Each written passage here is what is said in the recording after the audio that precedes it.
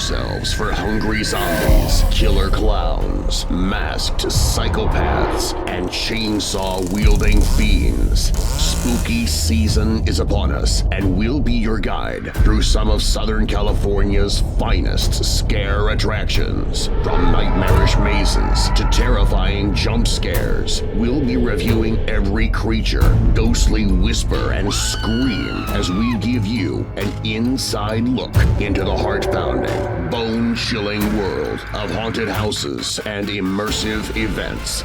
Turn off the lights, lock the doors, and join us for this spine-tingling special edition of Scripts and Screams.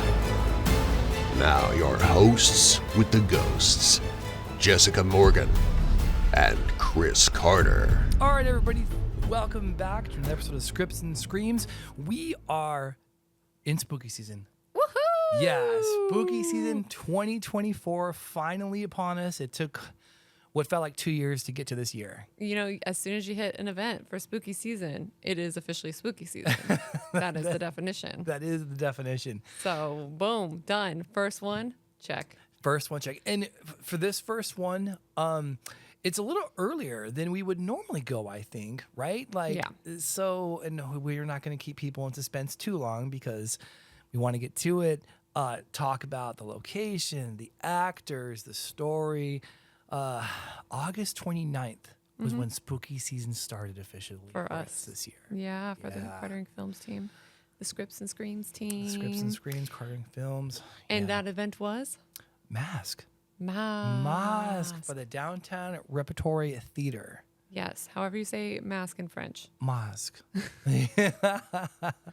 Or Italian, excuse me. Oh, that's true. Oh my It's gosh, my bad. Yeah, we were. They're going to get killed. Can we rewind? Let's take it back. Take it back, editors.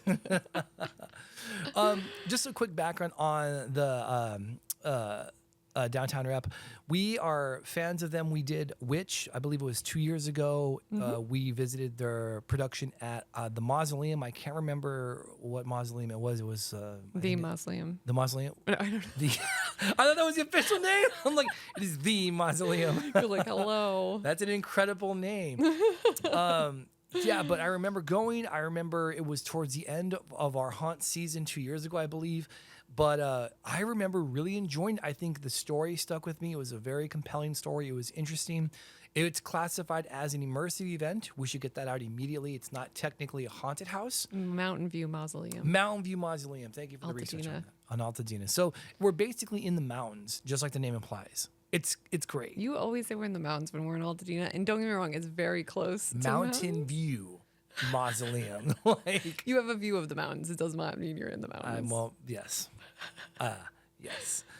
Yes. Anywho, but this was a different location. Yes, different location. And we're fans of the company. We were excited about this. And Heritage Square Museum, right? That's where this one was. Yes, which in itself is really cool. We've seen it pop up on our radar. They have a spooky haunt. They have like a spooky swap meet there once or twice a year.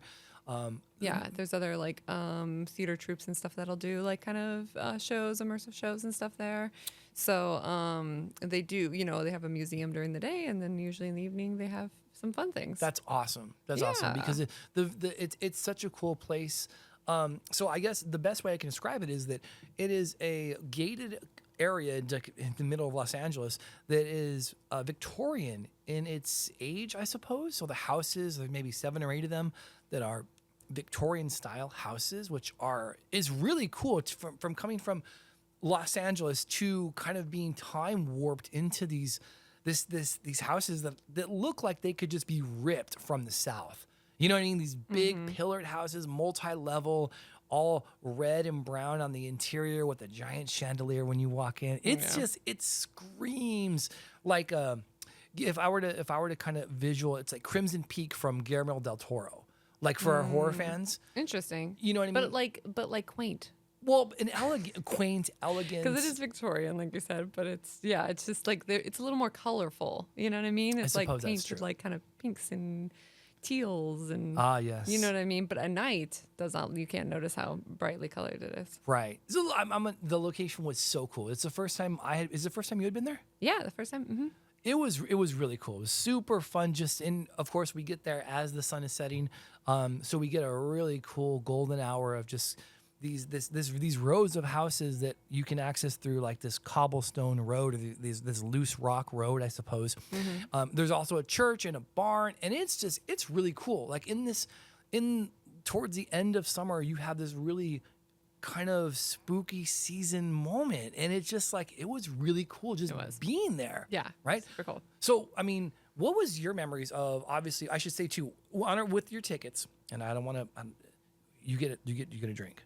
Yeah, that's true. When you first go in, they say they happened for Witch, and then it also happened for this one for Masq. That it was you get a beverage, and so they have like a red and a white wine. And this one they were specifically Italian wines, I think. Oh, clever. Yeah, for the theme.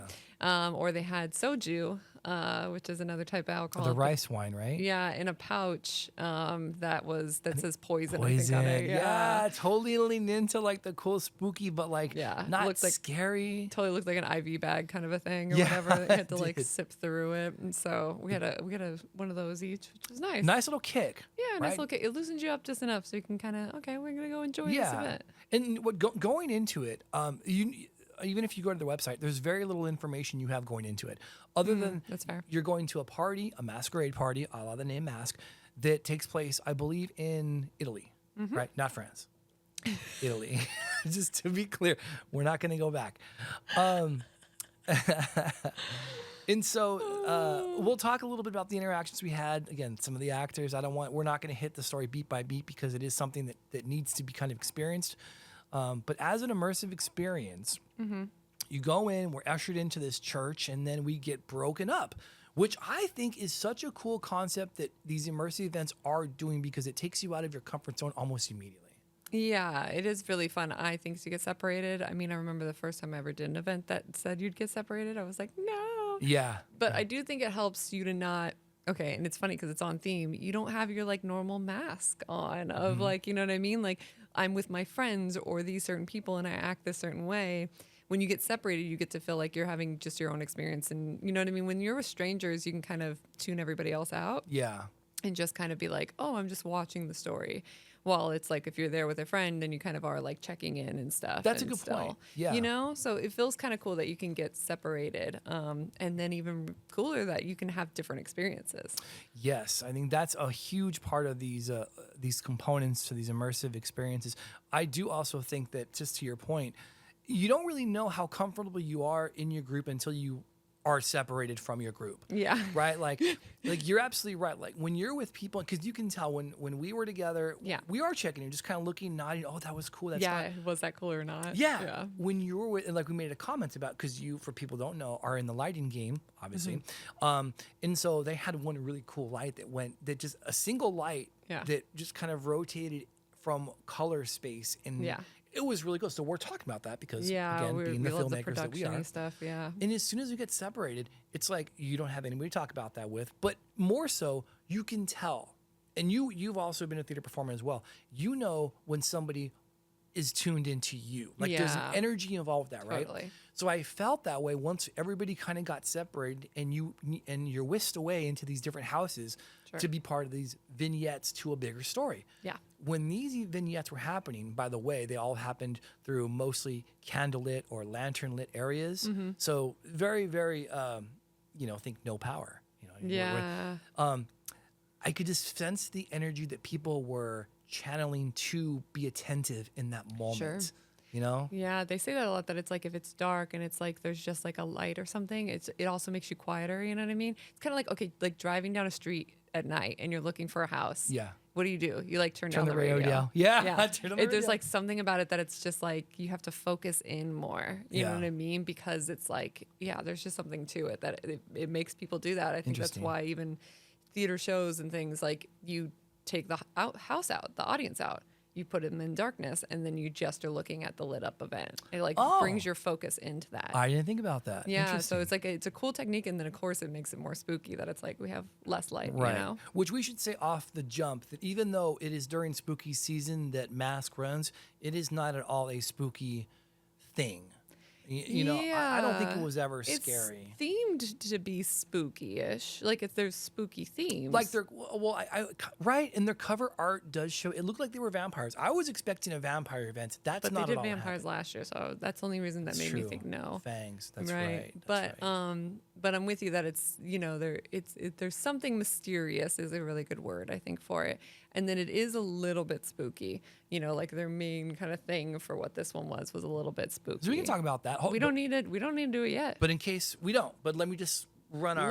We'll get it close. Let's take a little longer. All right. Because I want people to know a little bit before they get spoilers. That's fair. Fair. So it doesn't have like straight up gore. Like they're in certain spaces that they can't actually destroy. Like we're in a museum, a historical building or several buildings, and it's the same. It's going to get moved to the mausoleum again, starting in October, and so. Like that's why we're talking about it because you can still get tickets for that, and the mausoleum is super creepy.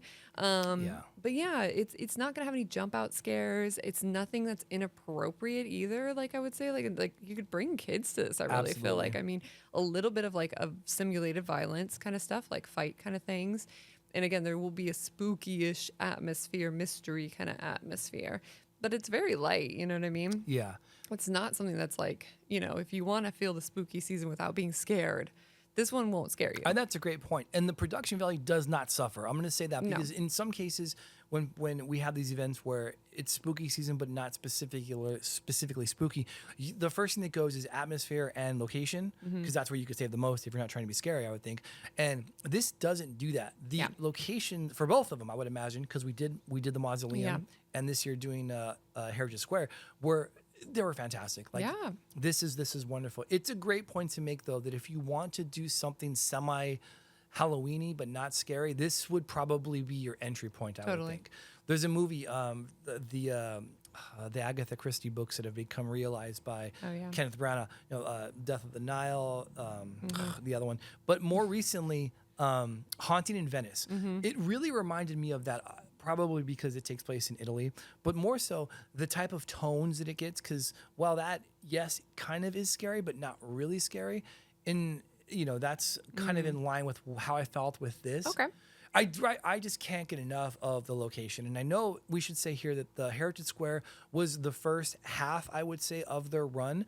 The half that's currently going on now is at the mausoleum, which is still like awesome. I said, in October. Yeah, and from what we've spoken to the cast, I feel like some of them may, I don't want to say prefer, but they feel more comfortable at the mausoleum, Well, I think it's probably the atmosphere, and especially during Halloween season. Like they're doing it in October for Halloween season. You know what I mean? Yeah. It makes sense that it's like we're gonna go just a little bit of a more spooky, Creepier. atmospheric. Yeah. You know what I Being mean? a mausoleum. Yeah, totally. Like the Heritage Square, totally cool and stuff, but you can't. Yeah, mausoleum. Come on, you're like immediately like.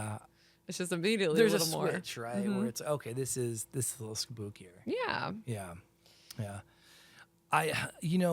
Again, we'll run the spoiler flag up in a second, but I just loved so much about this because I'm a big fan of being transported. I think people listen to our pre-cap when I talked about Halloween Town and Midnight Falls for Hayride. If you can in today's day and age be transported to an area and just feel like you're not in your current city, there's so much to be valued about that, I think, and going into Heritage Square, that is exactly what it is for me. It's like we parked, we went through the gated community, and once you're in the community, it's just different. It's nice because especially in LA, you're just houses on top of each other, apartments on top of each other, and then constant traffic, and you know what I mean? It's just very busy, and so you go to this place and you're like, oh, this is kind of chill, right? You know what I mean? Cool, different, love it. Yeah. Okay. So are we ready to spoiler flag it? Are we going to do it? I guess this is the time. Okay. Here we go, guys. Hang on. Stick around.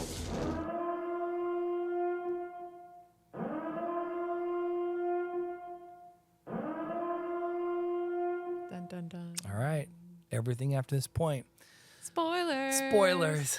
Okay. So once we got separated, so the story unfolds that we are ushered away in our mini groups. There might have been 5 of us, 5 groups of maybe, I don't know, 7, 10, something like that. There's a lot of people there, I feel like. I feel like they bring in 30 people maybe. 30? Do you think it's that much? Well, then that would make sense. Because I don't think it's there's- 10 and 10. I think it's like there's an extra 50. I think it's like 15 and 15. So really, if that's the case, then all of these people were kind of lopped together in groups of maybe 7.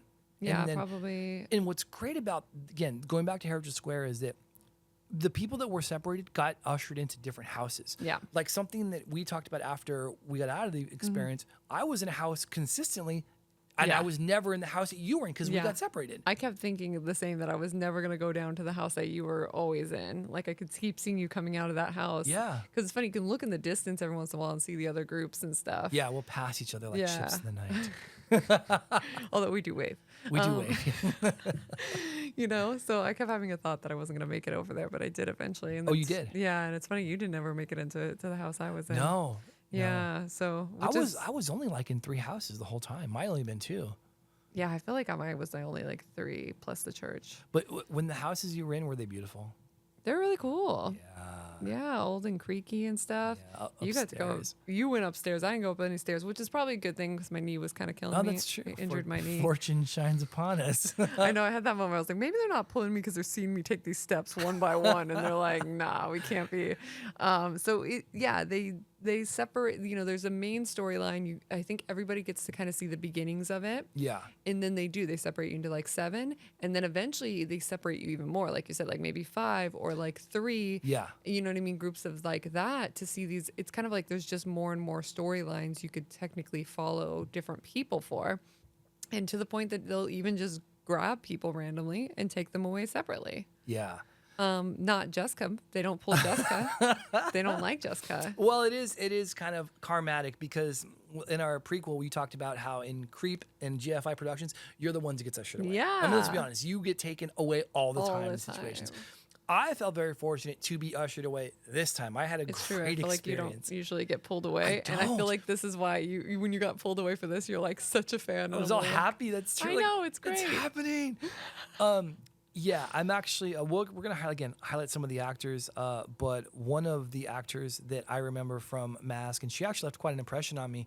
The way she presented herself. I'm sorry, I said Masq. I meant Witch. And then seeing her again in Masq was great. Erica Godwin. She was a kind of the matriarch in the story. It turns out later. Angelica, thank you. And turns out that she is the big bad of the. We were on the sport of the flag up, so we're good. The big bad of the story, in kind of the sense. But so she was the one who picked me out of a group, and basically it's so cool because literally I was taken down 4 houses down. Like I wasn't. Wow. When they pulled you from the group, they were like, "You going away?" Yeah, she plucked me, and I swear it was at least 2 houses. Oh, because see, when I saw one guy got grabbed, he literally just went up the stairs instead of in the room. That happened to me again. And so I was like, oh, okay, I guess it's pretty nearby at least. Yeah, that's true. You don't have to go far. You don't have to go too far. But you're like traveling houses away. Yeah, so we were talking about, funny enough, they never break character, obviously, Always, right? yeah. And it's you and this other individual going with a lantern through this Yeah. dark area. She takes me to this room, we have small talk, and she positions me in this very dark room with a typewriter and says, wait here. All right. Dun, dun, so dun. yeah, so I do. And one of the other actors, Nick Osborne, I want to highlight him too, as Angelo. Mm-hmm. He came in and he was telling me about his story, about his character. Of course, in character, he's telling me about his wife at the time, or his fiance who passed. His fiance, right? Yeah. Who is kind of like it's in this tapestry of all the things that have happened. She's dead, and she got plague. This is Yeah. during plague time.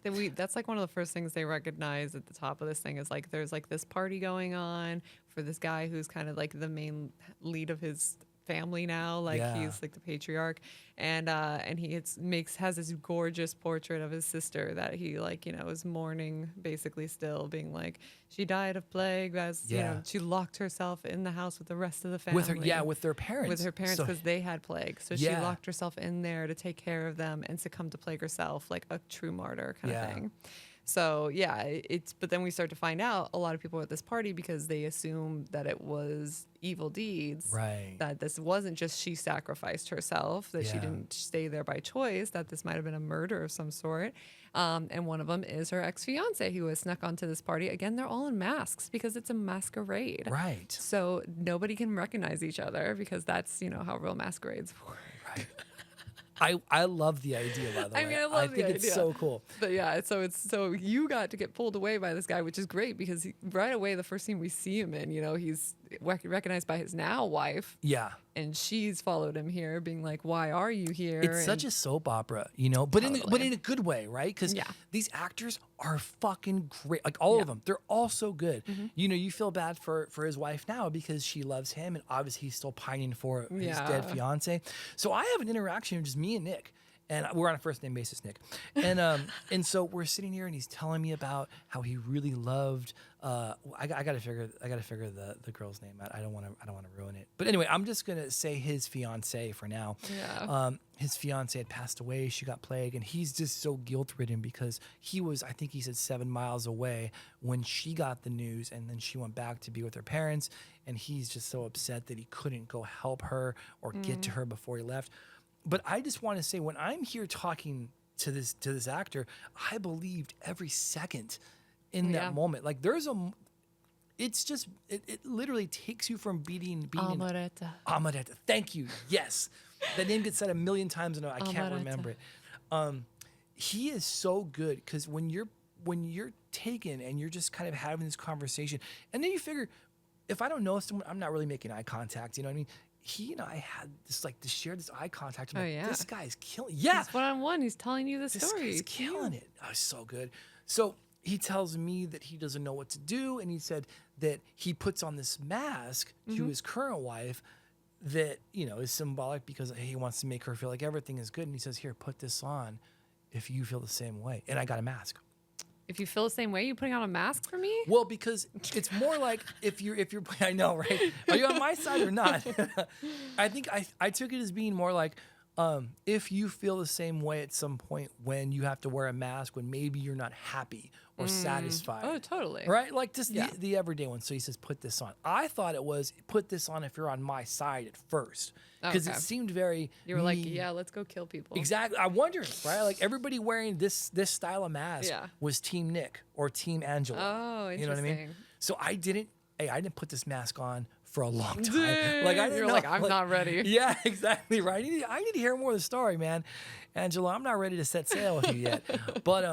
But he was so good. And then I ended up linking back with some of the group, and we got some of the other stories about how one of the characters, and again, we're not going to go the whole story, believed that it was just plague, and he came across, I think it's Tommaso.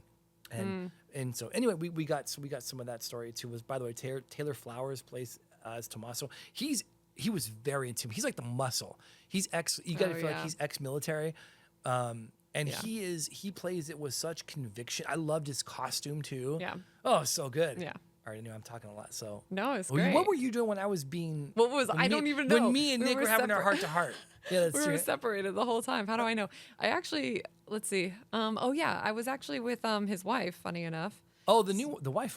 The wife. I think it's like Livia or something like that. Let me see if I can find his wife. Yeah, something like it's Livia. So it's Livia, I think. Oh, you're right, Livia. Yep. Again, I might be terrible because it's Italian, and I apologize. But she was having an interaction with a hooded figure that was also in a mask, kind of a skull-looking mask. So again, they're in masks. They can't recognize each other, but was approached, and it seemed like a female. And she was asking about her silk, which Livia's like, my husband gave this to me and stuff, and like all Richie and stuff is basically what's coming across. And this hooded figure is being like, that should have been mine, which Olivia's like, what? Are you joking? And like moves on, kind of a thing. And we could see on this hooded person that they have some like kind of weird markings on their neck that look like markings, perhaps. Maybe, perhaps. So there was definitely some intrigue that I got. Even if it wasn't one-on-one, I will accept it. Gotcha. Yeah, Amaretta, I believe, would be her, right? Yeah. So well, we don't know. We don't know until we know. Okay. Gotcha. Yeah. So it doesn't take long. We get back into the church, right? All of us are there. Yeah. And then, sure enough, there's like some spooky things happening. And all of a sudden there's this figure, and it looks just like Amaretta. And it was definitely the person who was in the hood with the skull mask.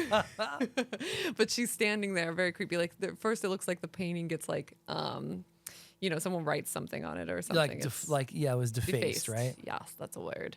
But then, crazy light effects happen and stuff. And then she's standing there and her wrists have like these markings around them, like she was tied up and stuff. And she's looking very ghostly with plague marks all over her. And they're like, oh my gosh, it's Amaretta. And then it's like, is she? Is it not? And then she disappears, kind of thing. And then the rest of the time, everyone's freaking the freak out because they're like, is this a joke? Is it not? Yeah. Is she alive? Is she not? Is it a ghost? Who is it? And it like all chaos breaks loose at this supposed to be celebratory party. What's great about that too is that all of these characters who we kind of have a feel for their plights and how they see things, like some of them are taken very seriously, some don't care, some just are in it for, like our good friend, or our friend Chris Carbo, who I think we're friends. He's in it and he plays a kind of a happy-go-lucky, probably hitting the bottle a little too much priest, and so everybody Marino. Everybody reacts Kept to calling him like the whatever. What is that high name of? I keep forgetting. I don't know. But Padre, Cardinal. Cardinal. Is it? I don't know. I think it is Cardinal Marino. Yeah, so very high up in the church, but has shown up to his masquerade party and is not very holy. Yeah. His actions. He's having a good time. He's hooking up with like ladies of the night and stuff like that. Which he and admits to. he does. Yeah. But then he keeps telling everybody clearly this is not Cardinal Moreno. And he would not be here doing these things? I love that him and again Tommaso, who's the very stout ex-military man, they have a history, and I should say that about this too. The story is so well layered in pockets of how these people have interactions or past with each other. They have a great. That's where I came back into it from my interaction through. I think it was seeing Tommaso and Marino talking about how, Tommaso was stolen. His spot was stolen by Marino because he fucking played some joke, and he still holds it against him. But there's tension there from an event that happened past, and you get that story through these vignettes. Yeah, And- they created so much Yeah.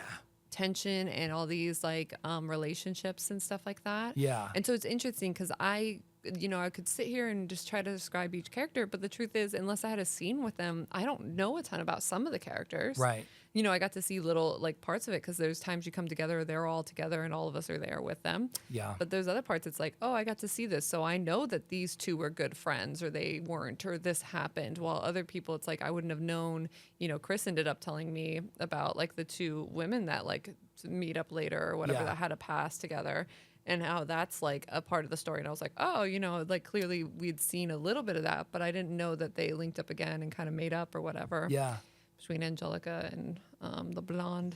Yeah. That was actually Antonia. That was a very poignant scene, to be honest with you. I love seeing that because to me as a writer, it just enriches the story so much. You begin to like the motivations for the story. And again, like we won't get into that because the story itself is its own thing. And just the motivations these characters have when interacting with each other and the circumstances that they're in are just so motivated and awesome. Like it's written in so well. You believe everything they do for the reason they do it. You're like, yeah, I can see that. Sure, that makes sense. Even the big bad for what they did, the motivation she had to complete what she did, you could make the argument that that's I get it. Yeah. So you had other pull away things too, right? I loved it. So, but at this point, we've already broken up. We didn't break up. Well, from the second time we were leaving the church, I think they bring everybody from the church to kind of do a reset. Yeah. And it happens in threes. Well, because you do right? have to catch up to like, here's a big part of the story, which was like the reveal of this ghostly figure, you know what I mean? So this phantom or whatever. And you said it best. So just sidebar that really quick. When the phantom leaves, the cast makes a statement saying we need to make sure that we can't get out or get in, like we're safe, that we can exit. Yeah, because I think they try to go to exit and then it's all boarded up now too. Like so, there's like a couple of things happening where it feels very deadly, and also you know what I mean. Like, is somebody doing this? Is this just a ghost phantom? Yeah. Do we believe that that's even real? You know what I mean? Right. And if that it is who we thought it was, Amaretta. And so part of it, jumping on the production side of it too, is because I know that they had talked about, they being the cast, looking forward to doing it at the mausoleum. That story Right. makes more sense for the mausoleum than it does for the Heritage Square Museum. Yeah, if you start to then go, let's split up and look for exits, you can go different ways in the mausoleum. Yeah. And you're good. We actually had to already exit outside. Yeah. And then go into different houses to look for these exits as part of the story. Right. A little, it's funny. Anybody who's been to a play has that suspension of disbelief. And I think you have to kind of enact that there because this really is a moving play. So going back to after we do the reset and we're now exiting off the third time for the church or second time from the church, I got another pull away. Erica again pulled me out. She's, oh, it's my friend Chris. Please follow me, which is so cool because I'm thinking they see a shit ton of people. There's no way that she's gonna remember my name, But she's like, so good to see you again, and whatnot. And she takes me up to the second story of this house, and I can see masks on the table. And it's a small room, but I'm overlooking some of the grounds, and I'm left in the room for a while by myself. And I'm thinking, do I like snoop? Because part of me thinks that. I'm like, this is still one of those events. Do I go under the bed? Do I look? After a while, who walks in? Angelo. I was so excited. I'm like, this dude and I, man, we're making a connection. And so we're talking about how there are problems in his marriage with, I think he said, Livia. Yep. And so he's saying, I married the first time for love and the second time for money. And I told him, I said, there's always a catch. And he's like, yes, always a catch. And it was just so in the moment. I'm like, man, this is awesome. And I'd love for someone to respond that's part of DTR about this, because I thought he brought up in this little case of, first of all, Erica asked me if I had come by myself, and I told her yes because I wanted to see if I would get a different mask, right? So then I think that she told Angelo, hey, he's by himself. This is my mind going. Angelo comes in, talks to me about women, about his situation. Then he pulls out this box, and he says there are 6 like ceramic pieces, maybe the size of the head of a big spoon, and there are male faces and female faces etched onto it. Creepy. Right? Yeah. And he lays them out and he says, I need you to pick one of the 3 women. And so I'm Was like, it a blonde, a brunette, and a redhead? I know, right? I mean, where's the redhead? I got to get the redhead or I won't make it back. But I already lied and said I wasn't here with her. Right. But it was like 3D printed, but like on like imagine like a pearl, right? So there was no coloring to it. Cool. Yeah, I thought so too. I really thought I'm gonna get to take one of these home. Like, and I love, you know what I mean? Like souvenirs. Like, souvenirs. So, but we got to talking about his marriage and talking about how there's always a catch. And he says he was really upset. And like, we came off of it and he says, if ever you, if ever you married for money and not love, wear this mask. And it was a different mask, right? But he put the things away. Dang. So I'm like, fuck, did I just talk my way out of getting one of these cool things? So I was really upset. I'd love for someone to let me know if there was an opportunity for me to kind of... That you missed yes, out on. There was real. Let us know, people, if you had this experience. It's true. And so after that, we went back downstairs. If Nick is listening. Yeah, Nick, I need a little BTS on this. But so we ended up going back downstairs, and at this point, there's only like 2 people. Somebody had like a bunny mask or a cat mask. And I said, why did they give you that mask? And then it dawned on me, and this person said, they said to do this I think they said if you're like being hunted. I forget what they said. There was another person with like a half mask. I'm sure you've seen it. Yeah. So all of these masks have like a meaning. Yes. That's pretty cool. I know, right? And so, but you would never know that. Yeah. If you didn't ask somebody that had a different mask than you. Totally. The only reason I had that key was because I had collected 2 masks. I think I was the only person with 2 masks. Yeah, I think so too. I feel special. Because one of the actors said that at the end. They were like, how'd you get 2? Really? Yeah, you don't remember that? No, I missed that. I was too busy. Glad, you were too busy being excited that you were special. 2 masks. Special, though. Yeah. But yeah. How did you get your mask? I didn't get a mask, Rudo. Okay, at the very end, when you're all gathered up for the big finale. Yeah. Then they do pass around if you didn't get a mask. They say, did you, if you have your mask, kind of have it, because they want you all to put it on at the end and stuff, Yeah. So you're all in masquerade. We're all a part of wearing the mask. Yeah. But anywho, so my mask means that I was left out. If you've ever been excluded from private events. That's what my mask means. Oh, I love it. Wow. That's a truth bomb right there. It's a truth bomb. But I'm with you. It was really cool. It's always cool to have these like individual little, scenes that you get to see and all these cool things. And it's fun to figure out like the overall story and the little parts of it and the different motivations for these characters. Yeah. And then it's a mystery in the end. You know what I mean? Yeah. In the end, you are like, it starts to get more and more that it's like, hey, it really does seem like someone did something because they've all now seen this phantom and she has these rope marks around her arms, like her wrists. So people are like, someone tied her up before she died. You know what I mean? And she left this cryptic message and stuff and they have to figure it out. And so you start to look at the characters around you and try to figure out who it is who did it. You know what I mean? Yeah. And so that's really fun because it is like you start to like listen in and everyone has different suspects or, you know what I mean? Or want to believe different things. Like the brother of her the whole time, which is Niccolo. That actor was fantastic, by the way. Really, I wanted really to highlight good his too. name. His name is Aiden Collette. Yeah. Who plays Niccolo. I was gonna say, there's a scene I got to see with him and fellow. I don't know. I'm not gonna. It's the one who was played by Chandel, but it's Fedeli. I don't know. Anyways, it's an Italian name, and I won't know it. Oh, Fedelia. I don't know how to spell it either. Fedelia, Played by Chanel. Okay, yeah.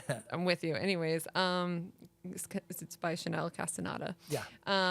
She's been in a few ones too and She stuff. has. But she had like a scene with him where she is trying to convince him that, she was a really good friend of the sister and like they kind of grew up together and she's like that, this isn't her. This isn't like her. And I think something happened and someone killed her.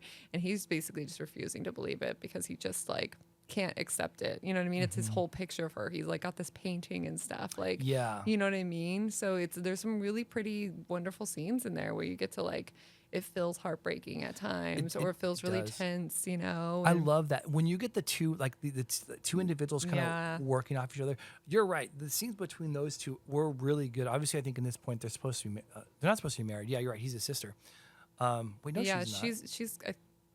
she was friends with his sister. Okay. And now she's, I think, like a servant of the household. Like, you know what I mean? Like she's she's Right. a little bit lower, not of status because he's like one of the top houses or whatever. It's interesting to see his, like, you can see where he's trying to rationalize with it, Niccolo, because he's got his wife telling him one thing and he's got his grief with something else. And then all of a sudden this occurrence happens and then it's kind of all shaken up. Like at what point, who do you believe at this point? Yourself, your wife, these outside circumstances. So delicious. Yeah, it really is. The story itself is written so, and the two times we've seen them, I think that their stories are just incredible.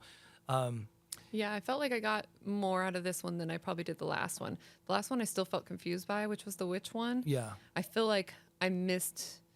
I kept seeing these little things, but it kept being. Yeah, I mean, maybe that was the whole point of the witch was that it was supposed to be like maybe some of them are witches, maybe they aren't. You know what I mean? I think it was probably a healthy mix of that. You know, makes sense. but to me, I was like a little bit confused, and at times I felt like I missed things until talking to you about it more. I was like, oh man, I never got that. I would have thought something, you know. But this one, I did feel like I got a good, well-rounded story out of it. Yeah. Right. It feels like all of the bases were kind of touched. It definitely wrapped up nicely. I think you kind of have, where the story started, how you got there and the way it ends, and just kind of ends in spectacular fashion. I think very, very Italian tragedy, I would say in the sense of it. We do love a good revenge story, and there's a little bit of revenge in this, isn't there? That's our favorite. I don't want to spoil the ending, even though we did run the spoiler flag up. I think that that's something that should be experienced like in an audience. I do, it's funny. This type of event is so different than the ones that we've traditionally gone to because it's not very scary, but at the same time, it is scary. It is spooky. And I just think that being around you and in our friend group and understanding the way seeing performances and a live stage, it really feels like this is a performance and you're a fly on the wall. Totally. And I think that it's meant to be, you're supposed to see these things as the audience member that you're not supposed to see as a person. Like these are these backroom conversations that happen that nobody's supposed to hear about or see about. Sure. And then you're there witnessing it. And so the roller coaster you're completely on board for. And if you're fortunate enough to see some of these other events as you're pulled away from and get these little enriching backstories like I was, I was fully invested. Like, I'm not gonna lie, I was throughout this, my excitement and palpitation for how it was going to end just kept getting higher and higher. I was excited. Yeah. Yeah, it was really cool for me. I really enjoyed the shit out of this. Nice. I really did. Yeah. So do we I mean, who is this for? Right? Like now let's get into the review part of it. First of all, I did you like it? Yeah, I really enjoyed it. I do think that there are things they can probably tighten up. I think like that's my biggest problem with or my biggest criticism. It's not a problem, it's a criticism or something they can improve on maybe, is that there is some wait time in between things sometimes. Sometimes you get led into a room or into an area and you're told to wait there until someone comes for you or something, or sometimes it's, someone just told their story and then they leave the room and you're left to wait there. And that kind of it felt like it really slowed down the evening for me. Yeah. Like that was the one thing, is that it's like, that didn't just happen once or twice to me. It was like basically every scene was like, there's a time that I'm just standing here awkwardly with these strangers, to the point where then it is kind of cute because you're just like one person was like, "Are you guys having fun? This is so no way. fun." You know what I mean? That's Which is awesome. cool. But then I'm also like, I still want to be immersed. Like that's my whole point, is that it's like I want to be continually immersed in this. Like don't, That's a good point. This is the moment where you turn You to come your out of friend it. and you were like, Yeah. "Are you enjoying it? Are you That's guys having a good time?" Because even in a show, if like we were Yeah. watching a show, unless you're in an intermission, you wouldn't have that. In one of Totally. the other mazes, you wouldn't have that. Yeah. So that's a good point, actually.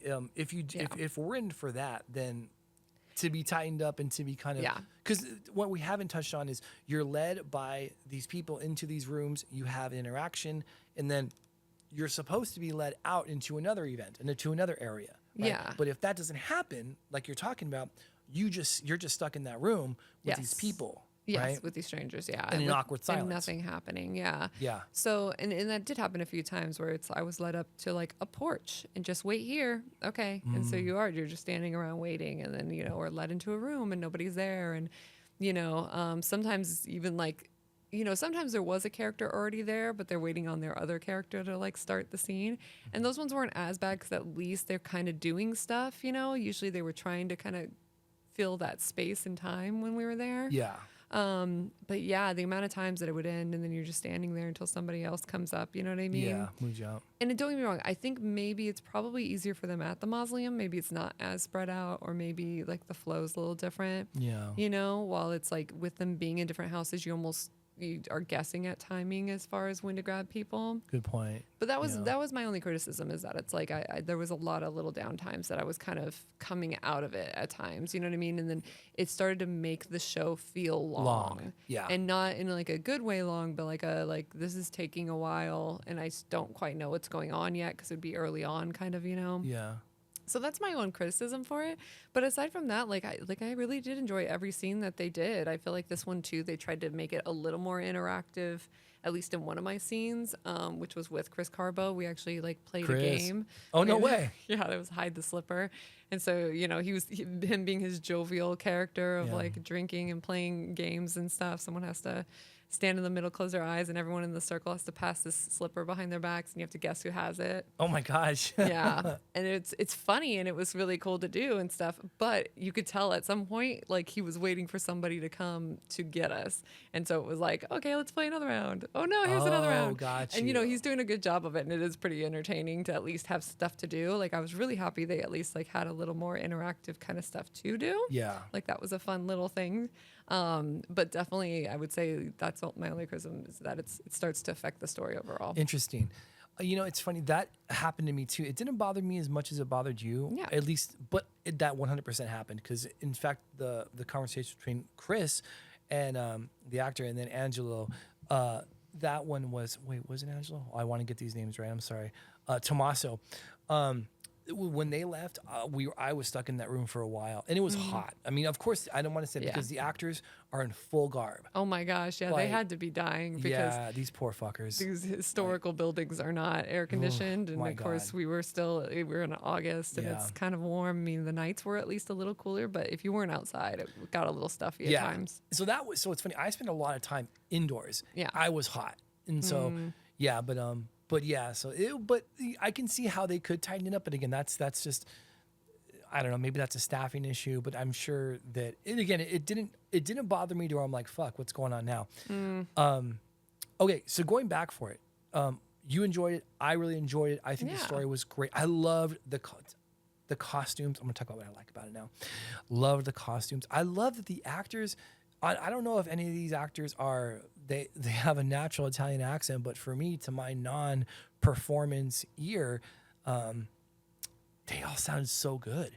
They never, for me at least, they never really dropped accent when they were performing, and the mannerisms in which they acted. You know, the men had the performances and the physicality. They acted like men of their specific, I guess, specialty. The soldier acted like a soldier. Carbo, for the most part, I mean, he didn't act like a priest, but that wasn't his character. Yeah. Right? The king Had to be acted a like little more Dell'Arte. yeah, and the women were so proper, and like it just everybody took so much time in perfecting their physicality and their accent. It was fantastic. And when we haven't talked about a specific actor, it's only because maybe we haven't had an interaction with them specifically. But everybody, Yeah, totally. was so good. Yeah. So good. And that's what I would say too, is it's like, just because we're not talking about someone, it just probably means we didn't get to see a scene for Yeah, them. It true. doesn't mean anything. Like, everyone was so excellent. Yeah, it was really good in it. And it was a good story. Like, overall, like, I didn't feel like I knew the ending at all. Like, I didn't, you know what I mean? It didn't feel predictable. It felt really interesting and still surprising by the end of it, I think. I think I was pretty surprised by the end. No, I felt like from with the depth of the story, I'm like, this could be a movie, like straight up. Roll the cameras, you know what I mean? This definitely, guys, if you want to make a movie, hit us up. We can make it happen. But yeah, it was that good. So then here's a serious question. It's not scary, it's spooky. There is a lot of walking involved too. Here's that, right? Because you're Yes. basically walking or standing for a solid 90 minutes. Oh yeah, there's not a Right. you get to sit in the big scenes, but that's kind of it. Yeah. And then definitely, because again, historic buildings and stuff, like lots of steps, Generally and not really uncomfortable. ADA and stuff. Yeah. Who's it for? Who's this show for, do you think? I think this is for people who want to who enjoy live theater, and want something a little more immersive. You know what I mean? Mm-hmm. And people who like enjoy a mystery and enjoy a little bit of spooky vibes, but maybe don't want to be like startled, scared. You know what I mean? Yeah. And don't enjoy a ton of gore and things like that. You know? There was a lot of different types of people who were at this event when we were there. You know what I mean? That's true. There was a good amount of older people and still young in their 20s. You know what I mean? Like, Yeah. That's so us. We're young in our 20s. yes, a lot of our colleagues and friends. You know, and Yeah. then like the older, like 30-year-olds. No, I'm just kidding. Kid. No, I think it is. There's a wide range of people that can go and see this, as long as you enjoy that kind of live theater and just want a little bit more of an immersive feel. Yeah, I feel the same way. Yeah. If you like live theater, this is perfect for you, right? I feel and I also feel like it's a decent entry point to some of the other immersive things that probably we have done. I think once people experience an immersive event, it's like a drug in the sense that you're gonna want more of it. It Yeah. changes everything Yeah. because when you do when you're just voyeuristically watching these things happen, that's entertaining. But when you become part of the show, it's mind bending how that changes what you want going forward from these types of events. Sure. So doing this and then maybe trying something like, I would say maybe Delusion, and then maybe to Creep, because I think Yeah. Creep is on the other end of the spectrum. I think this is a great entry point for people that are just seeing like, well, maybe I want a little bit more than just a normal haunted house or Totally. spooky story. You know what I mean? So, Yeah. Agreed. Yeah, this would be a good event to do, and I think we were considering doing it again at that's the thing too, is you can go back and do this one again. Yeah. Because you might know the main story, but like you probably have a lot of scenes you didn't see. You might be like me and didn't get pulled away, and the next time you're gonna like just be staring at everybody, being like, "Please take me." That's right. I'm just gonna right? like hang out at the back of the crew or be at the front of the crew. Like I feel like the people got pulled. Yeah. I don't know. I don't know what it is about them. I'm not scary. Take me. Yeah, I think that if I don't know the cast. It would have a preference for one or the other, but it does seem like their story tends to fit better with the mausoleum, and also as a participant too, just being like you said in a mausoleum, in spooky season at night with a story like this. I mean, it doesn't add anything to the story, but it adds so much to maybe the atmosphere and the environment. Sure. Does it to the story? In that sense, you're right. With the atmosphere and stuff, that makes it. I mean, what if she came out of I guess maybe it That's does, what I'm right? saying, Like maybe right. she came out of her crypt. She's like a phantom. Yeah, you know? maybe that's true. Maybe that's true, because I would be interested. It would be pretty cool. Yeah, right. And the mausoleum's a beautiful location too. Oh gosh, yeah. So that wraps up our first. I don't have anything else to say about it other than it was fantastic. Yeah. Anything else? Yeah, I feel great. I feel like, check it out. Like I said, I think they reopen in October for the spooky season in the mausoleum. You can find them by looking up Downtown Repertory Theater. And then it's MASQ. Wow, I can't speak right now. That's okay. I like Masq. it. So Downtownrep.com is their website to get information about this deal. there you go. All right, guys. Well, for Chris, And Jessica, thanks for listening. thank you.